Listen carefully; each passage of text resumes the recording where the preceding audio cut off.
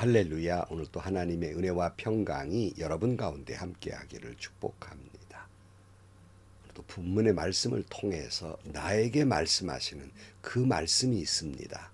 꼭 그 말씀을 듣게 되기를 축원합니다.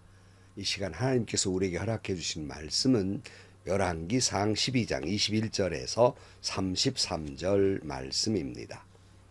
르호보암이 예루살렘에 이르러서 온 유다의 가문과 베냐민 지파의 동원령을 내려 정병 18만 명을 선발하였다. 그래서 이스라엘 가문과 싸워서 왕국을 다시 솔로몬의 아들 르호보암에게 돌리려고 하였다.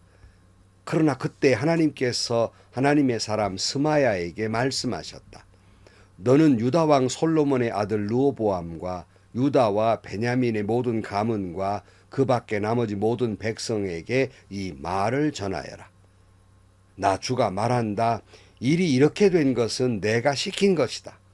너희는 올라가지 말아라. 너희의 동족인 이스라엘 자손과 싸우지 말고 저마다 자기 집으로 돌아가거라. 그들은 이러한 주님의 말씀을 듣고 주님의 말씀에 순종하여 모두 귀향하였다. 여로보암이 에브라임 산지에 있는 세겜성을 도성으로 삼고 얼마 동안 거기에서 살다가 분우엘 성을 세우고 그리로 도성을 옮겼다. 그런데 여로보암의 마음에 잘못하면 왕국이 다시 다윗 가문으로 돌아갈지도 모른다는 생각이 들었다. 이 백성이 예루살렘에 있는 주님의 성전으로 제사를 드리려고 올라갔다가 그들의 마음이 그들의 옛 주인인 유다 왕 르호보암에게로 돌아가게 되는 날이면 그들이 자기를 죽이고 유다 왕 르호보암에게 돌아갈지도 모른다는 생각이 들었다. 왕은 궁리를 한 끝에 금송아지 상 2개를 만들었다. 그리고는 백성에게 이렇게 말하였다. 이스라엘로 올라가는 일은 너희에게는 너무 번거로운 일이다. 이스라엘 백성들아, 너희를 이집트에서 구해 주신 신이 여기 계신다. 그리고 그는 금송아지 상 2개를 하나는 베델에 두고 다른 하나는 단에 두었다. 그런데 이 일은 이스라엘 안에서 죄가 되었다. 백성들은 저 멀리 단까지 가서 거기에 있는 그 한 송아지를 섬겼다. 여로보암은 또 여러 높은 곳에 산당들을 짓고 레위 자손이 아닌 일반 백성 가운데에서 제사장을 임명하여 세웠다. 여로보암은 유다에서 행하는 절기와 비슷하게 하여 8째 달 보름날을 절기로 정하고 베델에다 세운 제단에서 그가 만든 송아지들에게 제사를 드렸으며 그가 만든 베델의 산당에서 제사를 집행할 제사장들도 임명하였다. 왕은 자기 마음대로 정한 8째 달 보름날에 베델에 세운 제단에서 제사를 드렸다. 그는 이스라엘 자손이 지켜야 할 절기를 이렇게 제정하고 자기도 그 제단에 분향을 하려고 올라갔다. 아멘. 결국 여러분, 솔로몬의 어설픈 지혜로 죄를 짓고 그 때문에 남북이 완전히 갈리는 불행을 겪게 됩니다. 더욱 불행한 것은 그저 좀 이렇게 남북이 갈리었으면 서로 회개할 일인데 북왕족이든 남왕족이든 북쪽 이스라엘이든 남유다든 계속해서 불행의 길로 거듭거듭 가게 됩니다. 그러니 솔로몬의 어리석은 지혜가 얼마나 큰 죄였는지, 솔로몬이 자기 아내들의 말을 듣고 우상을 섬겼던 죄가 얼마나 컸는지를 잘 말해주고 있는 것입니다. 오늘 21절 말씀, 여로보암이 예루살렘에 이르러 온 유다의 가문과 베냐민 지파의 동원령을 내려 정병 18만 명을 선발하였다. 그래서 이스라엘 가문과 싸워서 왕국을 다시 솔로몬의 아들 르호보암에게 돌리려고 하였다. 그랬어요. 둘로 나라가 나눠지게 생겼으니까 분한 르호보암이 당장의 군대를 18명이나 모아요. 쓸어버리겠다는 것이죠. 감히 대적을 못하도록 만들어버리겠다는 말이에요. 그는 이제 그래서 아주 권력을 쥐고 휘두르겠다는 생각뿐입니다. 물론 여러분, 사람은 순간적으로 잘못된 선택을 할 수도 있고 자기도 모르게 교만에 빠질 수도 있고 순간 교만해져서 자기 영광을 구하는 순간도 있습니다. 인간이기 때문에 그럴 수 있어요. 그러나 그런 잘못이 있다면 속히 뉘우치고 이런 어려움이 올 때 당연히 하나님 앞에 엎드려 기도했어야 할 일입니다. 그 할아버지 다윗의 기도를 배우지도 못했고 그 아버지 솔로몬의 지혜도 없었으니 어찌 생각해 보면 아마 이 르호보암은 자기 아버지 솔로몬의 후반부 어리석은 지혜의 모습을 따랐는지도 모르겠습니다. 군대를 모은 거예요. 자기 동족과 전쟁하겠다는 겁니다.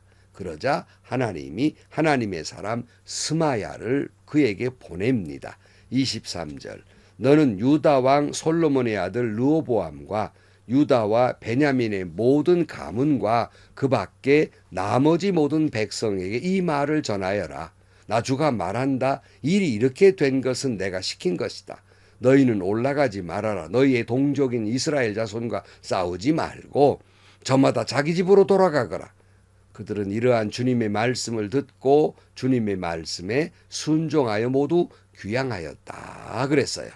하나님이 하나님의 사람 스마야를 통해서 이 모든 것은 하나님께서 하신 일이니 그걸 어기고 동족과 싸우지 말고 집으로 돌아가라 하는 말씀을 듣고 귀한 일은 이들이 그저 분한 마음에 씩씩대고 고집을 부리지 않고 말씀대로 순종하였다는 사실이에요. 여러분 어떤 위기나 어떤 근심거리가 있든지 주님 말씀이면 아멘하고 순종할 수 있기를 축복합니다. 한편 북이스라엘 여로보암도 역시 세겜에다가 도성을 세우고 잠시 살다가 후에 분우엘 성을 세우고 거기에 도성을 삼습니다. 25절 여로보암이 에브라임 산지에 있는 세겜성을 도성으로 삼고 얼마 동안 거기에서 살다가 분우엘 성을 세우고 그리로 도성을 옮겼다. 그런데 여로보암의 마음에 잘못하면 왕국이 다시 다윗 가문으로 돌아갈지도 모른다는 생각이 들었다. 지금 여로보암 왕이 됐고 거의 대부분을 자기가 통치하는데 그 하나님의 말씀으로 통치자가 된 거 아닙니까? 그런데 그저 그가 치명적인 걱정거리가 하나 있었습니다. 왜냐하면 성전이 예루살렘 성에 있고 남유다에 있단 말이에요. 그런데 이스라엘 백성들은 절기마다 그 예루살렘으로 다 올라와서 하나님께 제사를 드리는데 혹시 자기 왕국의 백성들도 거기를 가야 한단 말이에요. 그러면 혹시 거기 갔다가 예루살렘에 갔다가 마음이 변할까 봐 걱정거리가 생겼습니다. 여러분 그럴 수 있어요. 뭐 그런 생각을 할 수도 있겠죠. 그러나 여러분 그런 생각이 들거든 하나님 앞에 먼저 기도할 일이 아니겠습니까? 그런데 르호보암도 여로보암도 이런 어려움 속에 전혀 하나님께 기도한다는 내용이 없어요. 다윗 왕은 뻔질나게 그 내용이 있는데요. 솔로몬도 그리고 여기 두 르호보암이나 여로보암도 그런 내용이 없어요. 27절 말씀. 이 백성이 예루살렘에 있는 주님의 성전으로 제사를 드리려고 올라갔다가 그들의 마음이 그들의 옛 주인인 유다 왕 르호보암에게로 돌아가게 되는 날이면 그들이 자기를 죽여 유다 왕 르호보암에게 돌아갈지도 모른다는 생각이 들었다. 왕은 궁리를 한 끝에 금송아지상 2개를 만들었다. 그러고는 백성에게 이렇게 말하였다. 예루살렘으로 올라가는 일은 너희에게 너무 번거로운 일이다. 이스라엘 백성들아 너희는 이집트에서 구해주신 신이 여기 계신다. 그리고 그는 금송아지상 2개를 하나는 베델에 두고 다른 하나는 단에 두었다. 그런데 이 일은 이스라엘 안에서 죄가 되었다. 백성들은 저 멀리 단까지 가서 거기에 있는 그 한 송아지를 삼겼다. 그랬어요. 궁리한 끝에 금송아지상 무언가 출애굽 당시에 똑같은 장면이 다시 되돌이되잖아요. 만들고 하나님이 자신을 북이스라엘 왕으로 세우셨으니 이제 이런 어려움을 극복하긴 해야 되겠는데 꾀를 낸 거지요. 그래서 그 새로운 신상을 만들고 백성들로 하여금 절기에 예루살렘 가지 말고 여기에서 예배를 드려라. 금송아지가 이 출애굽시킨 하나님이시다. 이렇게 이야기를 하게 됩니다. 큰 죄를 짓게 되지요. 다시 말씀드립니다마는 근심거리가 있을 수 있어요. 믿음이 있는 사람이라 하더라도. 그러나 때로는 르호보암처럼 군사를 모으듯이 사람의 힘을 의지하거나 자신의 힘을 의지해서 이런 걸 극복하려고 해서는 안 됩니다. 북이스라엘의 여로보암처럼 하나님이 아닌 다른 것을, 금송아지 같은 것을 세워놓고 이것이 하나님이라고, 이것이 나를 행복하게 해줄 것이라고 섬기고 그걸 의지하는 일이 되어서는 안 된단 말이에요. 여러분, 혹 하나님이 아닌 것을 하나님처럼 섬기는 것이 있다면 여러분 안에 그 금송아지를 당장 부수어 넘어뜨려야 합니다. 오직 하나님만 의지하고 내 근심과 걱정 다 주님께 아뢰고 주님의 뜻을 묻고 주님께 맡기며 살아야 하는 것이에요.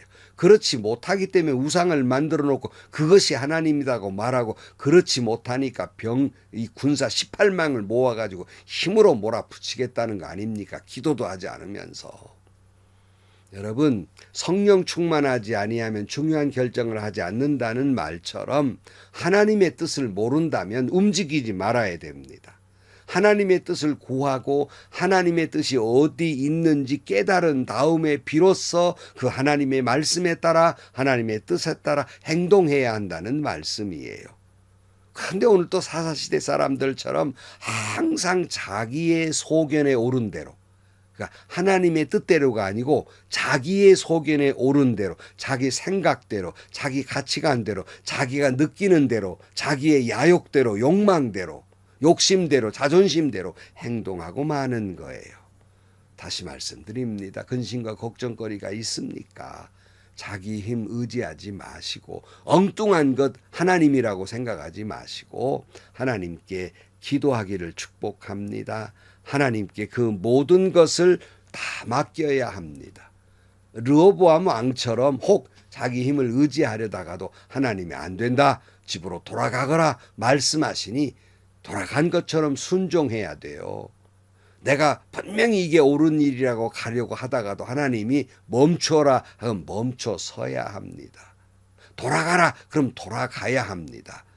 마주에서 나가라 하면 그 말씀대로 듣고 용기 있게 나가야 하는 거예요. 중요한 것은 내 뜻이 아니고 하나님의 뜻이고, 내 생각이 아니라 하나님의 생각이고, 내 가치관이 아니라 하나님의 뜻을 이루는 것이 더 가장 중요한 일이라는 말씀입니다. 오늘 또 여러분 다시 말씀드립니다. 가장 내게 중요한 것이 무엇일까? 내 뜻이나 내 욕망이나 내 지혜나 경험이나 내 생각이 아니에요. 내 가치관이 아닙니다. 하나님의 뜻입니다. 내 모든 근심과 걱정과 이 모든 것들을 이런 믿음에 입각해서 다 하나님께 맡기고 승리하는 여러분들이 되시기를 주의 이름으로 간절히 축원합니다. 기도하겠습니다. 하나님 아버지, 때로는 근심과 걱정거리가 많이 있을 때가 있습니다. 어리석게 저희들은 그런 일이 닥치면 하나님께 기도하는 일보다 먼저 내 힘으로, 내 가치관으로, 내 생각으로 어떻게 해결해 보려는 어리석음이 있고, 그것도 안 되면 그저 다른 것을 하나님처럼 섬기면서 살아가려는 어리석은 저희들입니다. 오직 하나님만 섬기며 살게 하시고, 근심과 걱정거리가 있거든 하나님께 먼저 뜻을 묻고 기도하는 저희들 되게 하시고, 주님 우리를 붙들어 주셔서 어떤 문제, 어떤 어려움이든지 극복하고 승리하는 저희들이 되게 하여 주옵소서. 예수님의 이름으로 기도하옵나이다. 아멘. 우스운 말로 법보다 주먹이 가깝다 그런 말이 있어요. 우리도 신앙으로 살면서 하나님 뜻보다 내 생각이 더 가까울 때가 많아요. 중요한 것은 하나님의 뜻입니다. 내가 아무리 옳은 길을 간다고 생각해도 그게 하나님의 뜻인지를 물어야 하고요. 어떤 근심 걱정거리가 있든지 나는 못해도 하나님은 하실 수 있기 때문에 하나님께 기도하십시오. 그리고 하나님 뜻대로 행동하고 그 모든 근심 걱정을 극복하고 승리하는 여러분들이 되시기를 축복합니다. 행복하시고요. 좋은 일이 가득한 하루가 되시기를 주님의 이름으로 간절히 축원합니다.